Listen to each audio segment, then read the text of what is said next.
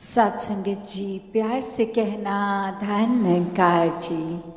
उत्तराखंड के इस देहरादून शहर में सभी ये सत्संग का आनंद लेते हुए, संतों की वाणी को श्रवण करते हुए, अपने जीवन की ओर नज़र डालते हुए कि हर वचन, चाहे आज या जब भी एक संतों की वाणी सुनते हैं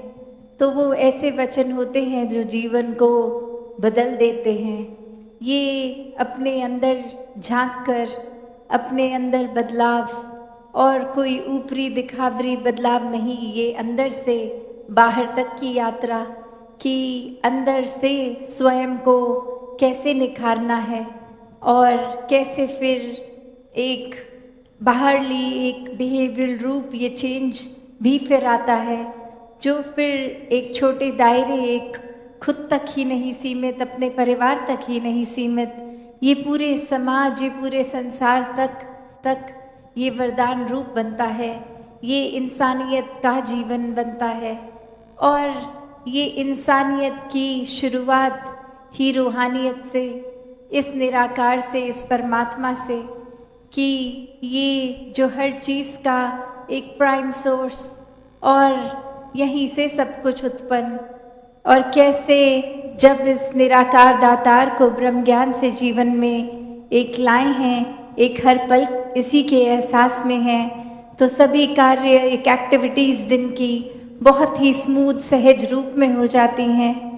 तो ये मानवीय गुण, ये दैवीय गुण, ये ह्यूमन वैल्यूज़ की जो बात आती है, ये फिर एक स्वयं हमारे अंदर हम वो बन जाते हैं और फिर एक बोली भाषा, एक एक्ट के रूप में भी फिर वो करा जाता है जीवन में, फिर वो उसी तरह का स्वभाव भी बनता जाता है। तो बात वही कि इस माया रूप इस संसार में एक जन्म लिया है, पारिवारिक रूप में जन्म लिया है, जिम्मेवारियां भी हैं, पर कैसे ये जिम्मेवारियां जहाँ निभानी हैं, इनसे पीछे नहीं होना, गृहस्थ में समाज में रह के भक्ति को करना है कि ये स्पिरिचुअल, ये आध्यात्मिक पहलू, ये तो पूरी तरह से जीवन में पहले उतरे, और जब ये पूरी तरह उतर जाता है, बाकी सारी जिम्मेवारियां बहुत ही प्यार से निभाई जाती हैं, एक वो भी बहुत नेचुरल, ऑटोमेटिकली हो जाता है एक सहज रूप में। तो ये मन की स्थिरता का ये जो भाव है कि अब कुछ भी हम करते हैं पूरे दिन में, कोई अच्छी चीज़ है या कोई हमसे अनजाने में भी भूल हो जाती है, कुछ बुरा होता है, तो कैसे अपने मन को स्थिर रखा जाए। ये निराकार पे आधारित मन जब भी होता है तो ये जो सुकून की बात ये नवंबर से ही हो रही है सत्संग में, कि ये सुकून जीवन में आ जाता है। और ये सुकून फिर कोई ऐसा सुकून नहीं जो कुछ पल का है, अभी है बाद में नहीं, या कुछ प्राप्त हो जाएगा तो ही वो सुकून इससे आएगा, नहीं, जिस पल से ये परमात्मा जीवन में आ गया, ये सुकून उसी पल से जीवन में है। फिर एक ये बात नहीं रह जाती कि ये तन, अगर कोई प्रॉब्लम है, कोई मेडिकल इशू है, कोई एक किसी तरह की कमी है, तो जब ये तन ठीक होगा तो ही सुकून आएगा, या मन में कोई परिस्थिति हमारे अनुसार होगी तो ये मन सुकून का एहसास करेगा, नहीं, ये तो फिर शरीर, आर्थिक अवस्था, मन की अवस्था, सुख दुख, हर एक से ऊपर ये आनंद की अवस्था वाला जीवन है इस इंसान का, जब तो वाकई ही सुकूनमय जीवन है।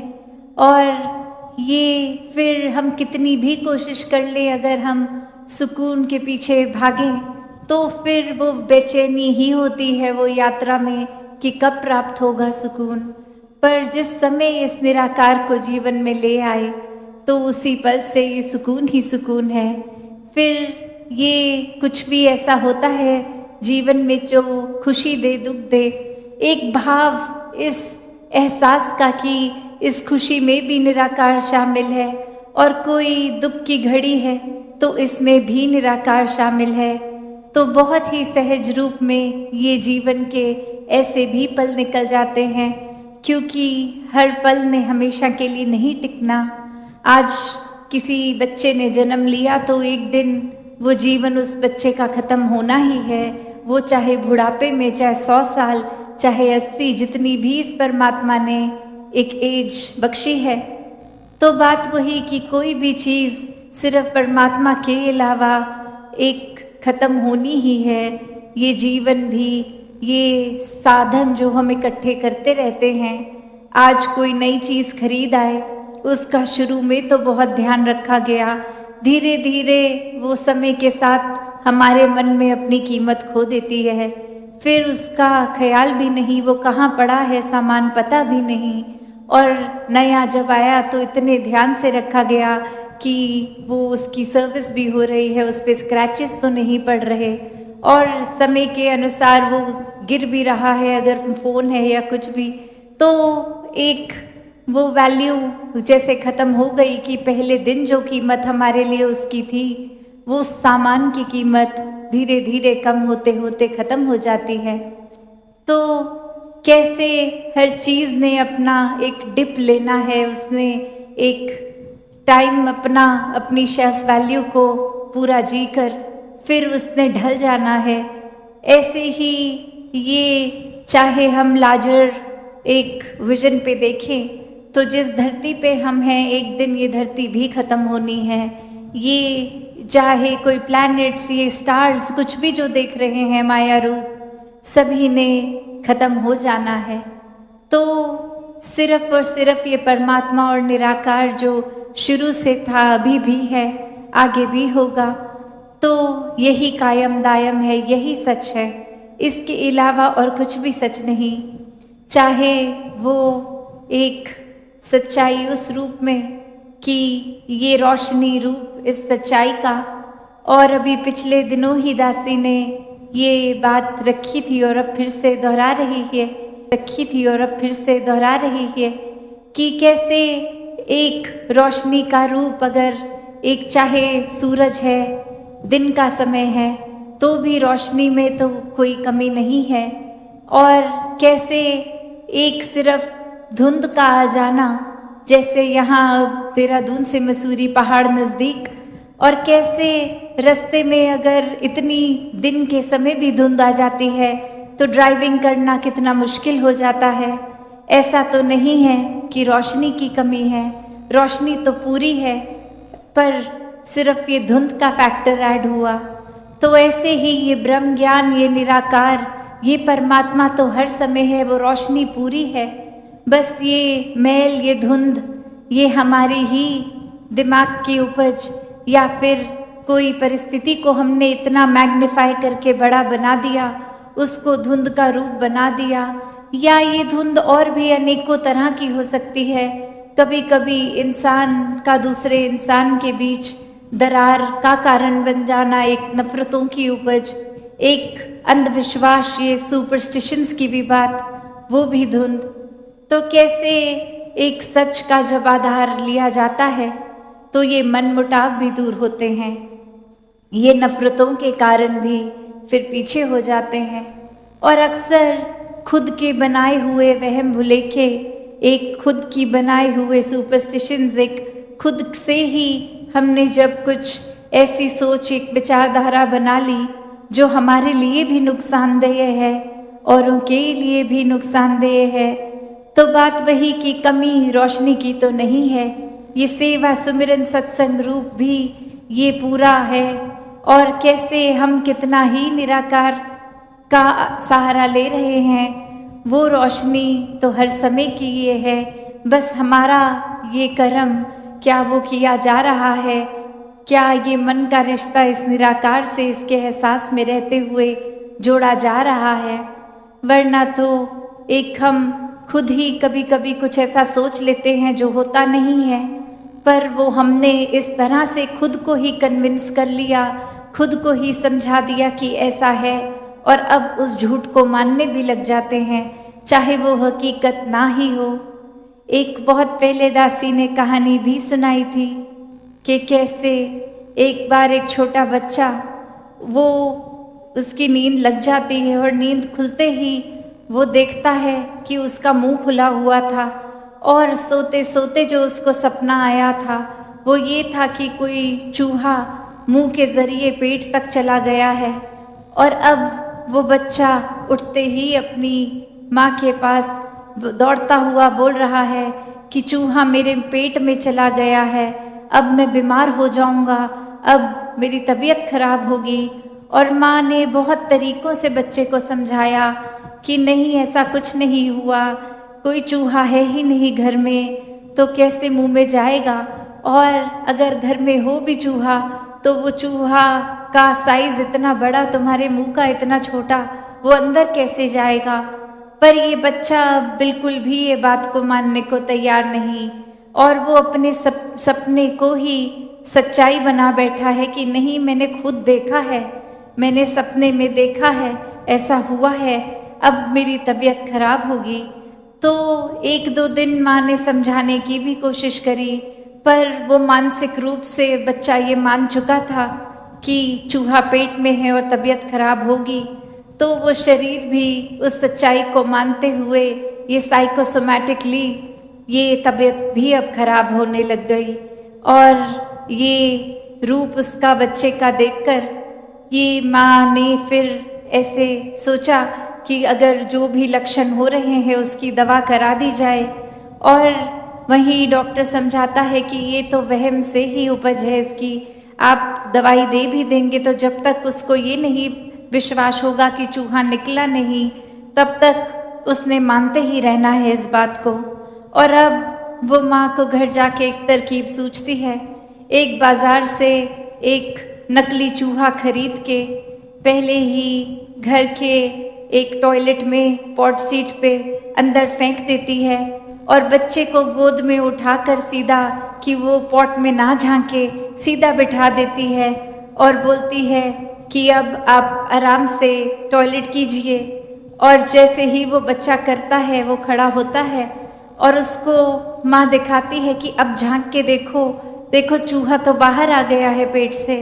और अब वो बच्चा उस झूठ को हकीकत मान लेता है कि ये असली में तो चूहा पेट से नहीं निकल के निकला, ये तो उसकी माँ ने उसके दिमाग से वहम निकालने के लिए किया। तो कैसे एक झूठ इतनी बड़ी चीज़ बन गई उस बच्चे के लिए। और फिर भी अब वो जब देखकर उस चूहे को उसके दिमाग में शांति आने लग गई कि हाँ अब तबीयत ठीक हो जाएगी, और बिना दवा के भी वो बीमार रूप से अब ठीक होने लगता है। तो बात वही कि शुरू में भी कोई चूहा नहीं था, जो बाद में एक समझाने के रूप में माँ ने कुछ किया, वो भी असली चूहा नहीं था। बस ये झूठ को ही हकीकत उस बच्चे ने इस तरह बना लिया जहाँ सिर्फ उसी के अपने एक दायरे तक वो झूठ का रूप सच मानता हुआ नहीं, वो बाकी फैमिली मेंबर्स के लिए भी उस बात का असर उस तरह हो रहा था, वो चिंता लग रही थी। तो कैसे जाने अनजाने हम अनेकों बातों को एक इतना बड़ा, एक इतनी सच्चाई मान बैठते हैं और वो वहम होते हैं। कैसे वो फिर नुकसान सिर्फ हमारा नहीं औरों को भी बेचैनी देता है। तो कैसे वो रूप एक संसार का जब एक देखा जाए, हर एक अपने अंदर इंसान झांक के देखे, तो बात वही आती है कि कितनी बार एक चीज़ जो कि अगर हमने मान ली कि ऐसा है, चाहे कोई अक्सर दोस्तों के बीच में भी कोई पॉइंट्स डिस्कस हो रहे हों, तो उसमें फिर ये बेचैनी का आ जाना कि जो मैं कह रहा हूँ वही सही बात है, जो मेरी ओपिनियन है वही बेस्ट ओपिनियन है, और अब दूसरों की बात सुनने के लिए नहीं बोला जा रहा, उनको पूरी तरह से वो बात मान ले वो उस वजह से कहा जा रहा है। और वो फिर एक बात ये भी नहीं इंसान सोच रहा कि मैं दूसरे की भी तो बात सुन लूँ, क्या पता मुझे उसके बाद अपना ही पॉइंट ऑफ व्यू गलत लगे, क्या पता वो इतनी सयानी बात बोलें जहाँ मुझे ही रियलाइज़ हो जाए कि मैं ही ऑल दिस वाइल गलत था। तो बात वही आती है कि एक फिर वो डिबेट्स भी हेल्दी डिबेट्स नहीं होते, वो एक दूसरे का पॉइंट सुनते हुए अपना पॉइंट नहीं रखा जा रहा, वो फिर सिर्फ और सिर्फ खुद को सही खुद को सुपीरियर प्रूव करने के लिए कि सबसे उत्तम सोच मेरी है, सबसे उत्तम नज़रिया मेरा है, सबसे उत्तम विचारधारा मेरी है, ऐसी बातें के लिए वो फिर बात को बोला जा रहा है। तो बात वही कि ज़्यादा से ज़्यादा एक सुना जाए, एक गौर किया जाए कि खुद के जीवन में औरों से ये अच्छाइयों को चुनकर हम कैसे अपने जीवन को संवारें। और फिर वही बात आ जाती है कि एक मन के जो भाव होते हैं, एक सूक्ष्म अहंकार रूप का, कि कैसे फिर वो इतनी बड़ी बात को, जहाँ बात तो कुछ नहीं पर सिर्फ और सिर्फ खुद को ही एक इतना ऊंचा मान लिया कि दूसरे के नज़रिए को खारिज कर दिया गया। एक फिर अपने मन में खुद को तो प्रबल बना लिया, एक उत्तम बना लिया, और दूसरे को एक छोटी दृष्टि से देख लिया। तो फिर जिस समय ये हुआ, न जाने कितने ही बुरी चीज़ें हमारी सोच में, हमारे मन में साथ के साथ आ गई। एक भेदभाव आ गया, नफरत आ गई, एक बेचैनी आ गई, इरिटेशन आ गई। फिर वो अक्सर बातें सिर्फ एक डिबेट की तरह, एक बातचीत की तरह भी नहीं रहती। फिर कब गुस्सा आ गया, वाणी भी खराब हो गई, एक हाथापाई भी हो गई, एक वो रूप ऐसा कि फिर अक्सर वो लड़ाई इस तरह की भी कि उसके बाद एक परमानेंट दरार, जो कभी उस समय तक भी सबसे प्रिय मित्र, और अब दूरी ऐसी कि जीवन भर के लिए उस इंसान से ना बात करने का फैसला ले लिया गया। तो बात तो वही है कि बातें तो बस बातें ही हैं। तो फिर उसको कितना विशाल होना है हमें, कहाँ हमने एक अपनी गलती को भी मानना है, और कहाँ अगर लग रहा है कि हम ठीक हैं पर दूसरे हमारे नज़रिए को नहीं समझ रहे, वहाँ वो ज़बरदस्ती, वो कोई रोब से या ज़ोर से अपनी बात नहीं मनवानी, वहाँ भी सहज रहना है कि ये हमारी बात है, हमने रख दी, अब इसको आपने परवान करना है तो भी ठीक, नहीं करना तो भी ठीक। तो बात यही कि कैसे हम अपने जीवन में एक अपने कल्पना और हकीकत की जो बात होती है कि ये जो फाइन लाइन होती है, इसको ही कभी कभी करेक्ट प्रूफ करने के लिए कि कल्पना ही हकीकत है, तो एक बहुत ही बड़ा नुकसान कर जाते हैं।